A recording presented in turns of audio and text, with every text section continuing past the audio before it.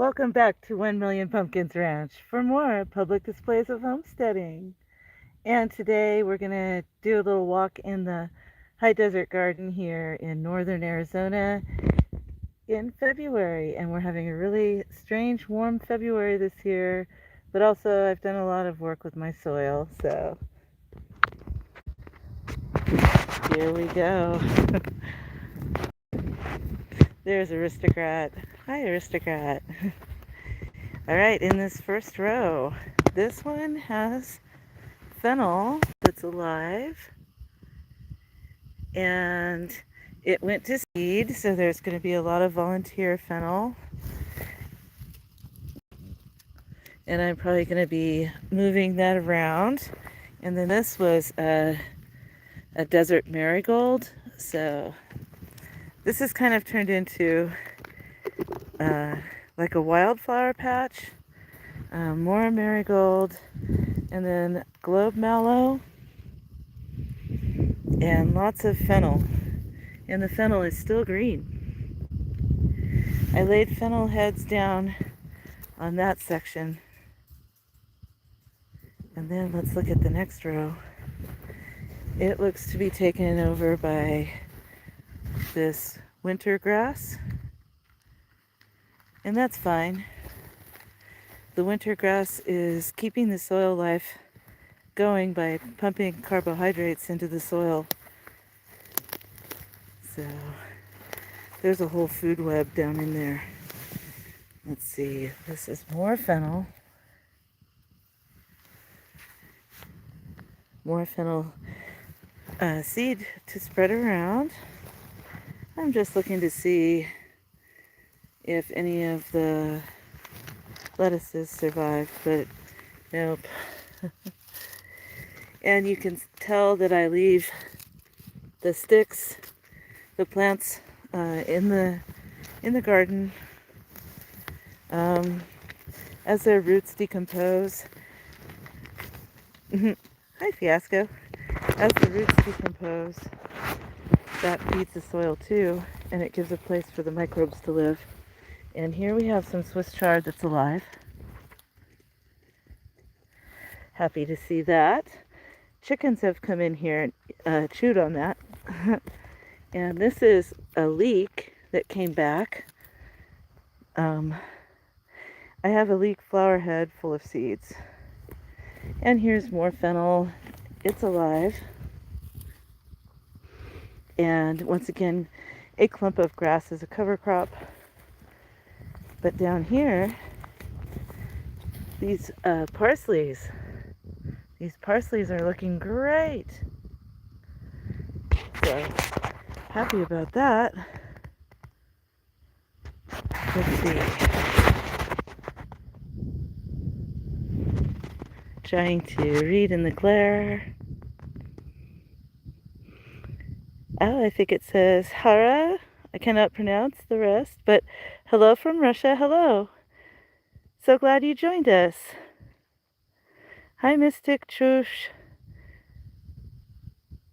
Thank you so much for joining the live stream. Really appreciate that. We are checking out my high desert garden.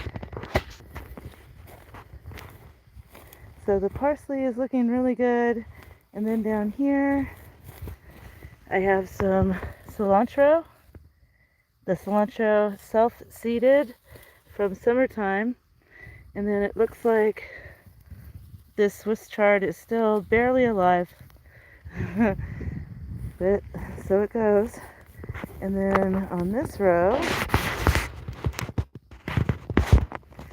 mostly dead squash and picked over broccoli.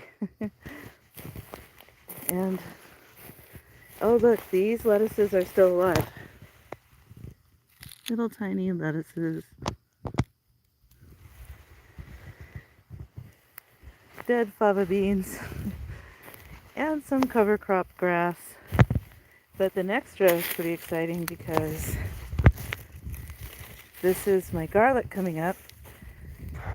So if you live in the high desert, it's a good time to have your garlic in the ground These are growing really well.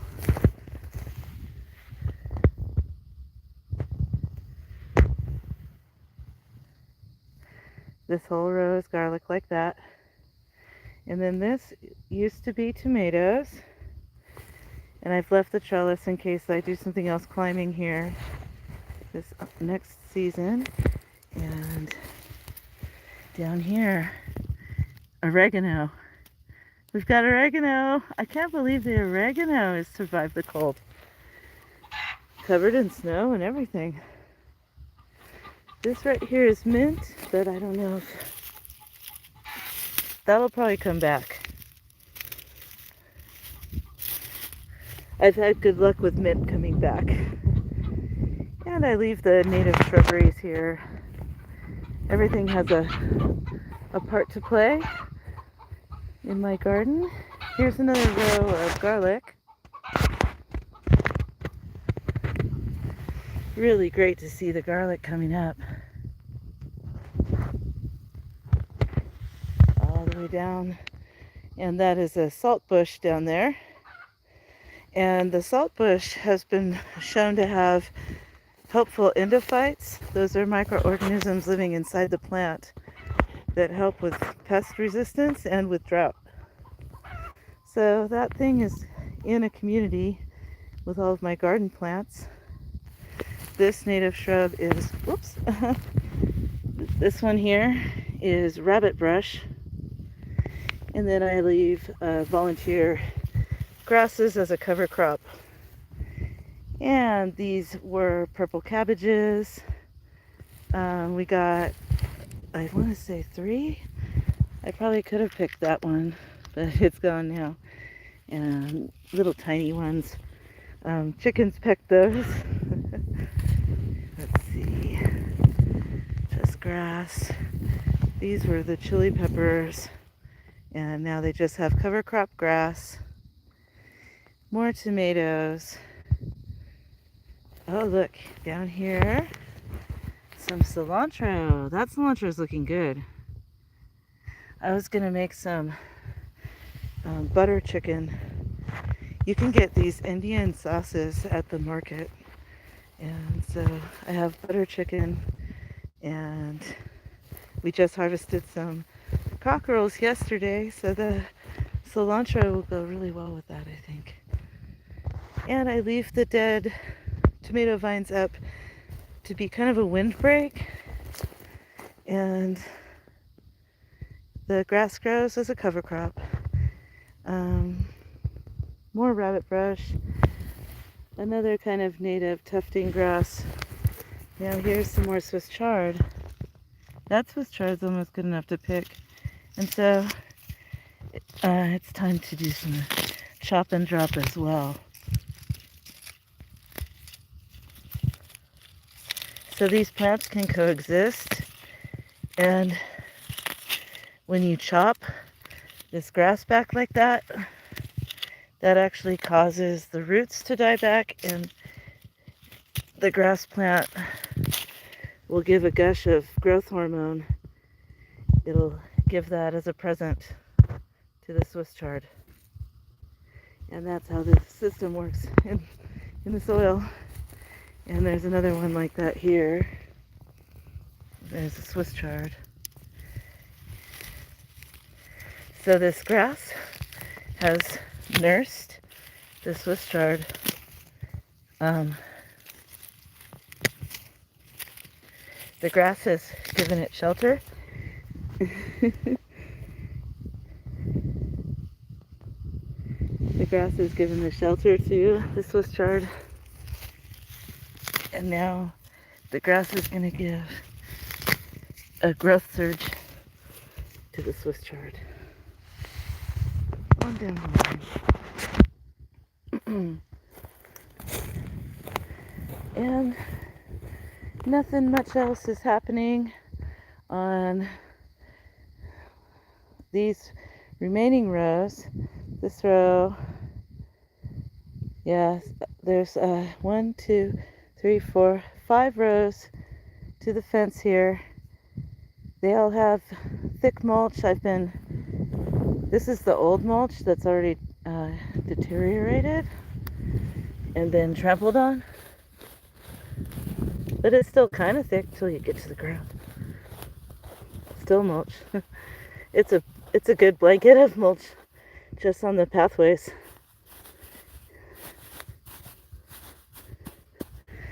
But I've also been double layering it with more of the rabbit litter, and I'm hoping to condition this section for spring planting.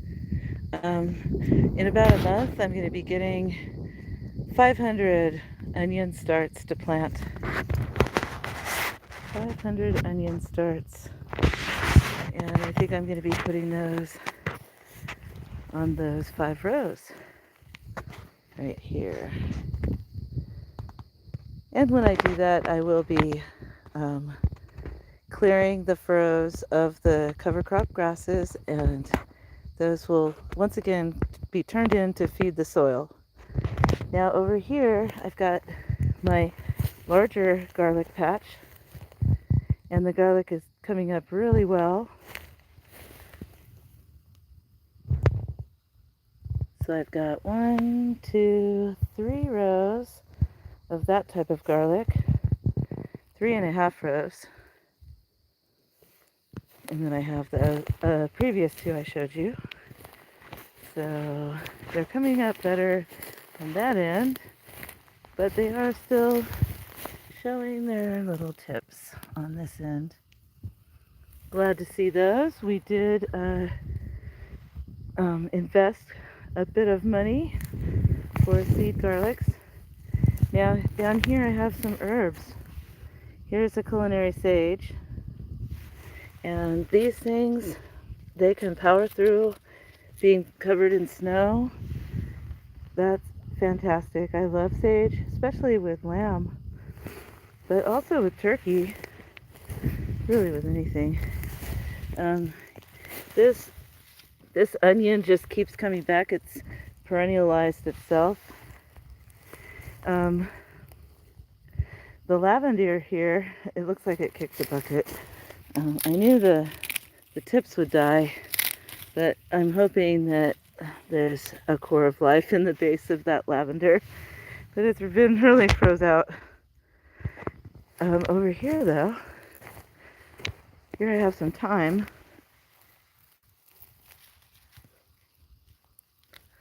The thyme is still alive, doing well. That'll bounce back in the springtime. Get it? Springtime. And then over here, have a rosemary, and it is just barely alive.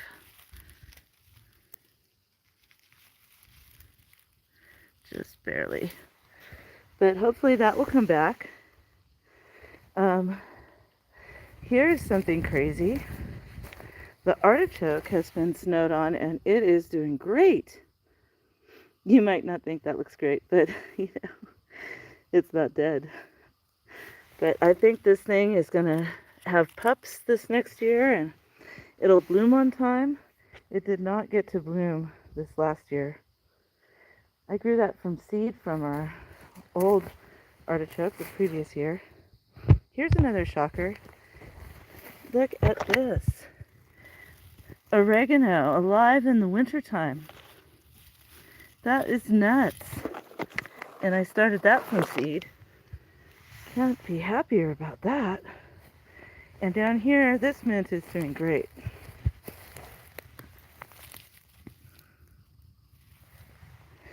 Nice little mint. That'll bounce back. So, oh, here's some more mint. And I think this one actually grew underground over here.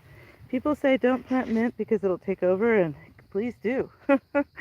For anything to survive the winter here, that's ace. Yeah, see, this one spilled outside of its line. And, oh, it's growing everywhere here in the grass too. How exciting.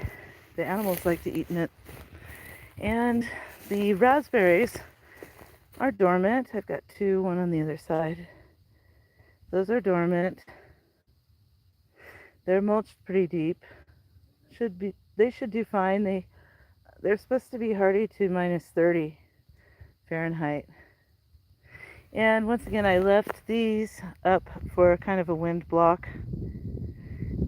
Spring is the windy season, so when it's time to plant peas again, I'll plant them on the other side, and this will be a bit of a wind block. And grass cover crop. This whole space has more room to develop.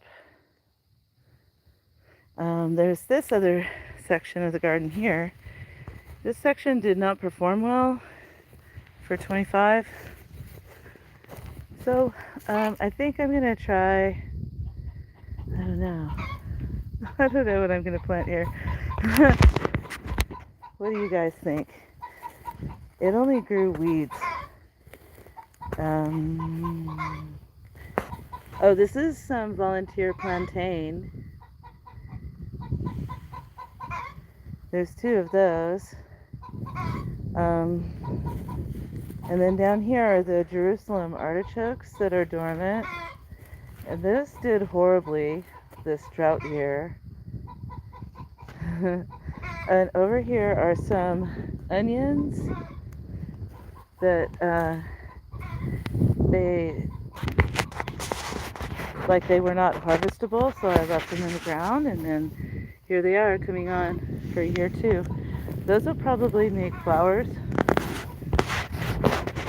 And then over here is Brisket's Monument Garden. And so here's the trench already dug. That's going to capture water coming off the driveway. I'm going to line that with rabbit pea cardboard and then layer litter and topsoil onto that. And this is going to be where the topsoil comes from. That is going to be dug deep for a water harvesting tree basin. And this is a pathway and a berm. And our trusty dog Brisket passed in November, and so this is where he's buried. And this is his memorial rock berm.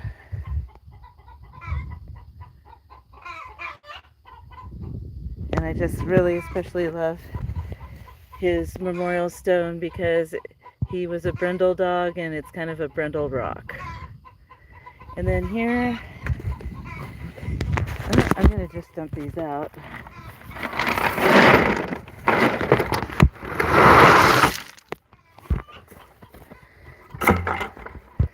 That's a bunch of smaller rocks, some of which are quite shiny and fun, like this chalcedony with kind of a geode inside of it. Yeah, just some pretty rocks to fill in the cracks of the memorial berm. And I think that'll be so nice with like a honey locust tree. Gonna have a honey locust tree here, hopefully. And hopefully berry vines in the trench. And those are both water harvesting sections. We are recovering the gravel off of this section here. This used to be another RV pad, but we're harvesting all the gravel off of that and putting it in other places like around the shed and other places like the rabbit playpen. And then the garden also goes back this way. So here we have some more planting pits. These are small round zai holes in kind of a waffle shape. And my husband planted corn in those in 25. And, you know, for a pioneer, it didn't do too good. So I just, once the corn was done, let the weeds come in as a cover crop. Hello, kitty. let the weeds come on as a cover crop, and we'll try again next year. Tomatillos like to be put in these zy pits, so that's what I have. 6 zy pits from last year. You can tell that one still has a lot of tomatillo wreckage. Yeah. So these zy pits just keep getting better and better each year. They really do stay moist inside, and they're protected from the wind, and they are soil building dynamos. And these ones I put the juniper wood barriers around. And then here you can tell I really like to layer on the animal litter for my deep mulch. Over here I had herbs growing, but that does not seem to have survived. Globe mallow, wild globe mallow. Here's a baby elm tree. Elm is also sheep fodder, so that's going to be tree hay for our sheep. Tree hay is more sustainable than grass hay. Definitely more sustainable than buying hay. This was a new bed from 25, and it also has some left behind onions that are making their biennial comeback. And I'm getting, like I said, I'm getting 500 onion starts in just a few weeks. So it's going to be fun to reestablish that. And my compost pile is an eyesore, so I'm not going to show you that today. It's become a beacon to ravens. I'll give you a quick peek. Oh my god, it's horrible. The ravens come and they take what they like out of it, and they're spreading it everywhere, so there's extra bones all over the property. Here's some more left behind onions, complete with bones from the ravens' help. And there's 1, let me see, 1, 2, and 3 furrows to plant here.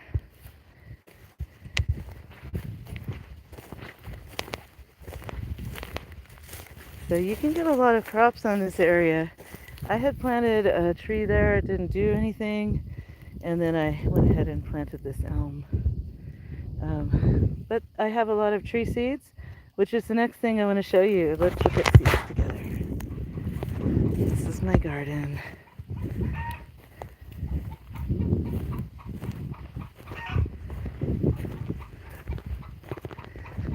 That's my ram. Let's give him some grass.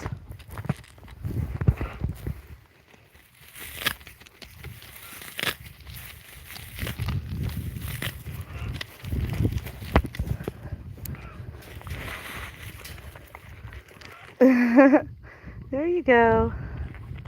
Good boy. This is my love ram, Aristocrat. He is the sweetest. I just love this guy. He's so nice. Isn't he so pretty with his beard? Oh, I love you. That's Fiasco. And we've let our garden watering tote go dry for the winter so that the fittings don't crack. All right. I've got seeds here to share with you. Here we go. Now this is my tree seed haul that we ordered, and I was supposed to get these in the ground in like November. I wrote down the instructions here. So those also can be stratified inside the refrigerator. So that's what I'm going to do with those. Instead of planting them out in the wild on their own in November. Some of them need to be scarified, which is scratched, but that's 15 different kinds of trees and shrubs, and then it's got some artichokes there too. Then here These ones we lost for a year, so found them and gonna get them going. I'm gonna have to set up the whole sandwich bag and wet paper towel situation in the refrigerator. Golden currants, goji berries, and Siberian pea shrubs. So that's 18 different perennial species that I'm going to be starting from seed. And I want to get this syntropic gardening going right away on the perimeter and in those basins. Now let me show you my stash of regular garden seeds. I have these cool boxes.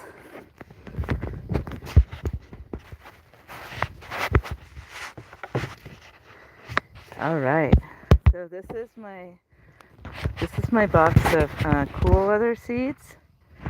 So I've got shelling peas that we saved from 24, and I did not plant those for 25. I'm going to try to get those in this spring. That's water washed. These are some onions and alliums that these are all at least a year old in their packages.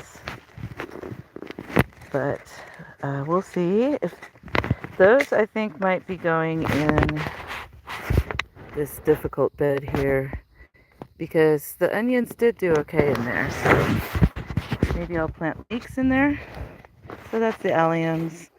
And then I have the umbrella flora, so carrots that I didn't get around to. I have a place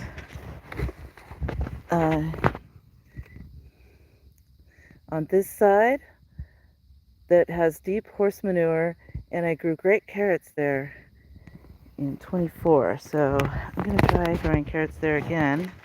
I've got little fingers and I've got black nebula. I like to do the short ones because then, you don't expect too much for length.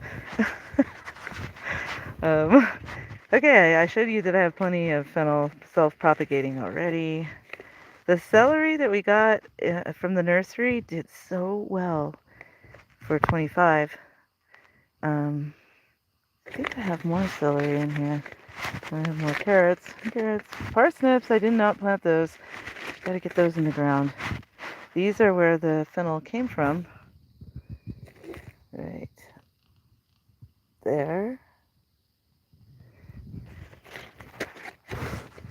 And oh, these turned out really well, but next time I will thin them properly because when they grow into each other, it's no fun. They're supposed to be as big as a pineapple. My big one was like the size of a fist.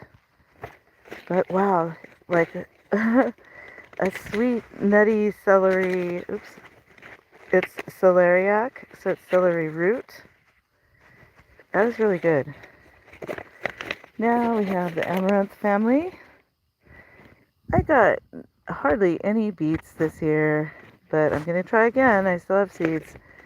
It's time to do this now, actually. That's a cold-tolerant green. Spinach. I have a bunch of different spinach. I showed you that Swiss chard is clinging to existence.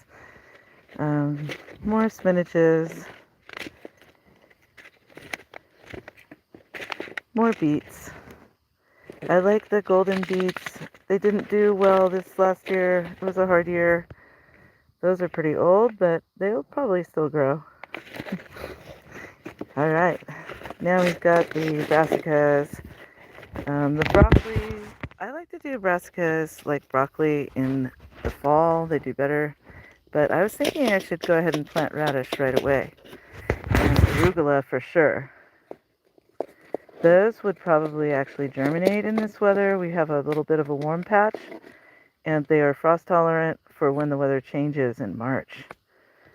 So I should be planting those right away, and I'll probably just add those to the parsley row here, to its bare patches. Okay. The cabbage liked to do fall also. So we'll skip those older seeds. Some older seeds. We did not really get any of these, but I'll try again. Plant those in the springtime. And radishes, see, radishes get going so quickly that if you have a few days of warmth, as long as they're sprouted up, they're good to go. All right, now lettuces. I love growing lettuce here. I've never had luck before, but these are the two kinds of lettuce that I have been growing here. And they just keep me in salads all spring and summer through fall. Herbs. The spearmint, as you could see, were still doing fine, even in the heart of winter. Lavender, I was not able to germinate any. Gonna try indoors again. Thai basil did great this past summer, but it's only annual, so gonna try again with that. The oregano is perennialized. I'm gonna plant that all over the place. Parsley is perennialized. Love it. Cilantro, naturalized. Basil is only an annual, so it actually likes to be started direct sown outside. Borage, that grew like gangbusters. Plant that in the spring. And we have some flowers. We did great with zinnias. They were like 4 feet tall. So we got, I think this was the kind we grew last year. And this time I added that kind. I thought there was another one. Nope. But then some mammoth sunflowers because I did not seed save any sunflowers this year for 25. So have to buy new ones, have to go to Native Seed Source and get their conservation type. And also I'm going to just throw around the animal feed, black oil sunflower seeds. These are the marigolds from last year. And I actually won a blue ribbon at the county fair for 3 stems of these guys. Those did not come up, and I haven't tried planting any of the rest of these flowers. And we collected some wild sunflower seeds to try for this year. Woo! That is my cool weather seed box. And since we're doing this, I'm going to show you the plan for the warm season. Sorry about all that. It's got a little magnetic top, and I just love these new seed boxes that I have.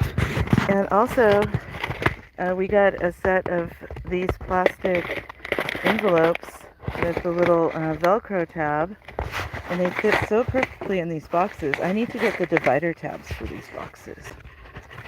I love organized things. So for a warm season other, I went ahead and bought my okra seeds.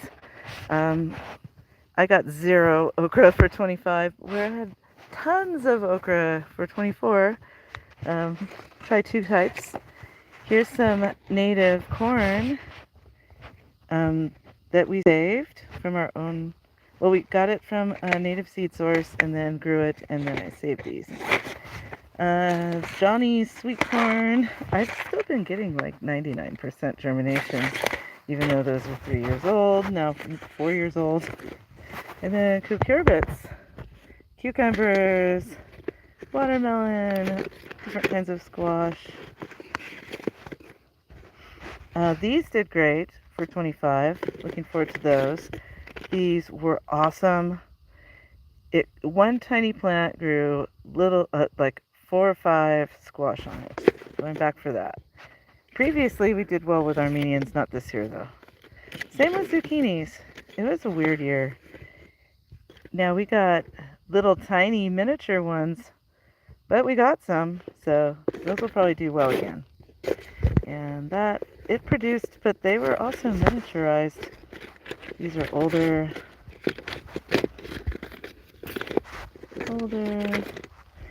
This is older, but it's unopened. I want to try to grow that. I'm going to try to start these earlier than one would think, and I'm going to definitely use my fertility piles. Like right here is a great place to grow cucurbits because it's a big pile of manure. And they love that. Okay, then I have a bunch that I saved. These are buttercup squash. These are Magdalene pumpkins, cantaloupes. Then I have some beans. The beans did terribly for, these ones I didn't even try, but the regular old beans, they did horrible for 25. So cross your fingers, give prayers. Here's some beans that we saved from 24, hoping those will do well for 26. And then back here, peppers, cayennes and habaneros. These you have to start indoors, and we're going to start these pretty much any time now. We have to put together our mix. We do a mix with native soil, peat moss, vermiculite, perlite, and rabbit poop. And then we soil block that. I saved some, not that kind, I saved some of this kind from the garden, like 5 cherry tomatoes. So we're going to have plenty of these. These are my favorite. They grow so great here, fast and tall. They're a little tomato with a big taste. These did great too, so I'm looking forward to growing those again. And I was astonished. I've never had so many Cherokee purples. 25 was awesome for these. So hoping to do that again for 26. Now these guys, they grew like gangbusters, but the bugs got them. The bugs, you guys, the first ones were like cucumber beetles that came and ate them to the ground, and it's disgusting. They have really gross larvae. And then these wasp things come and drill a hole and go inside the fruits. Coming into the shade here. The wasps come and they drill a hole and destroy the fruit. So our our tomatillos did not do well for 25, even though the plants did well. And I'm trying not to spray anything. What should I do, you know? I haven't sprayed any kind of anything here. I'm going to try some swamp water and some rabbit poop tea and fennel seed, something like that for a pest deterrent. And it also is a foliar feed. Well, that's my garden for 26 so far. For those of you with a long attention span, thank you so much for joining me. Cheers and blessings. Boop.